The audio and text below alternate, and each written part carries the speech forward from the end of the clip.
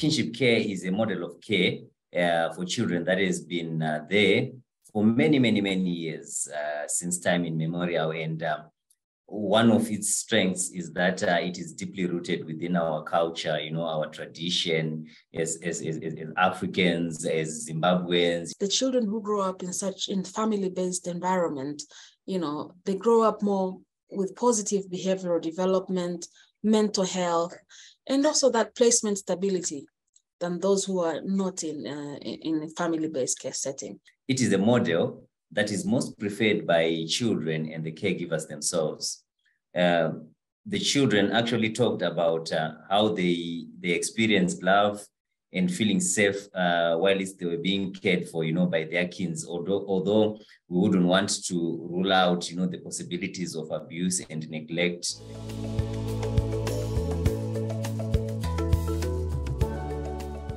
I feel that it is important that more efforts are put towards support that aims to achieve sustainable solutions for these families. For me, I would like to deal first with ensuring that there are policies that support kinship care. This can include, realigning of policies and developing new policies that support kinship care. Here in Zimbabwe, we have just drafted an alternative care policy for children in Zimbabwe, which puts emphasis on support for kinship care.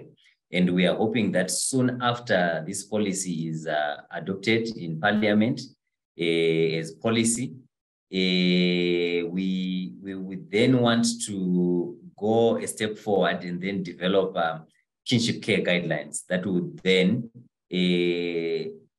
specify, what kind of support, should be given to households that are practicing kinship care in Zimbabwe.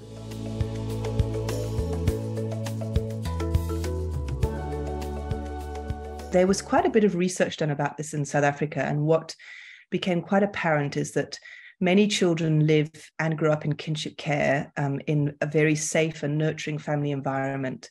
And actually the main thing that caregiver needs is additional financial support. For me, from experience, parenting is one of the critical areas for focus for us to ensure that we provide parenting to the kinship carers. The reason why I'm saying this is because a majority of the kinship carers are grandparents, and we realize that age difference is really huge from the grandparents to their grandchildren. And at times there are difficulties in terms of how to communicate, how to, engage them in your daily life, issues of promoting attachment and all that. So that's one of the critical things that I consider as a priority for kinship carers. The other aspect of support that I will talk about is issue with regards to cash transfer. And you realize some of these kinship carers, given that their majority are grandparents, some of them are ailing, and they may not be in a position to really provide those basic support. How to talk to children they're providing kinship care for. Sometimes there may be some complex background situations for those children, and topics that caregivers may already have a little bit of their own personal trauma around. For example, if they lost a child themselves and are now taking care of that child's child, and perhaps they have some trauma around the bereavement of their own child that they may not have dealt with, or they find traumatic to talk to their child about because they themselves haven't dealt with the trauma. So we've seen that often kinship carers are desperate for a place to talk. But again, because kinship care is socially normative or culturally normative, sometimes they can fear being sort of socially sanctioned for saying things that might be troubling or worrying them.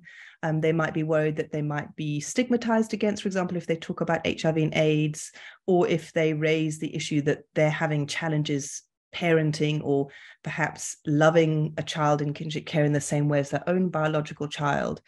And I think what we found is that when they come together with people going through a similar situation, finding that others are going through the same type of situation or may have the same thoughts, and working together to think of solutions to that, or just empathizing with one another, can be really powerful.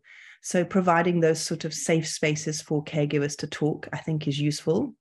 The majority of the families we support live below the poverty line, and so they often struggle to be able to meet the basic needs of the children in their care.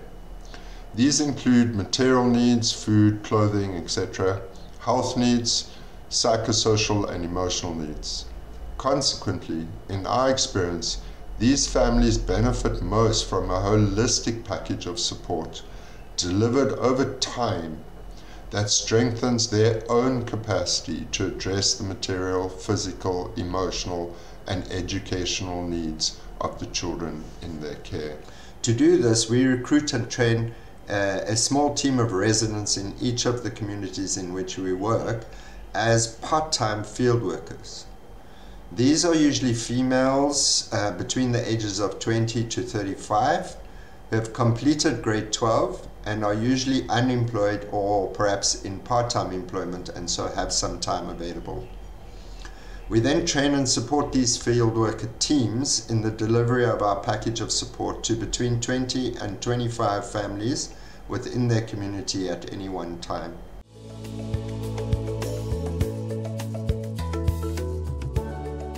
If kinship care becomes too regulated, it can actually start to compromise the quality of that care, or the type of care, or the willingness of people to take children into kinship care. Perhaps caregivers might feel like they're being a bit watched or too supervised by the regulation of that system.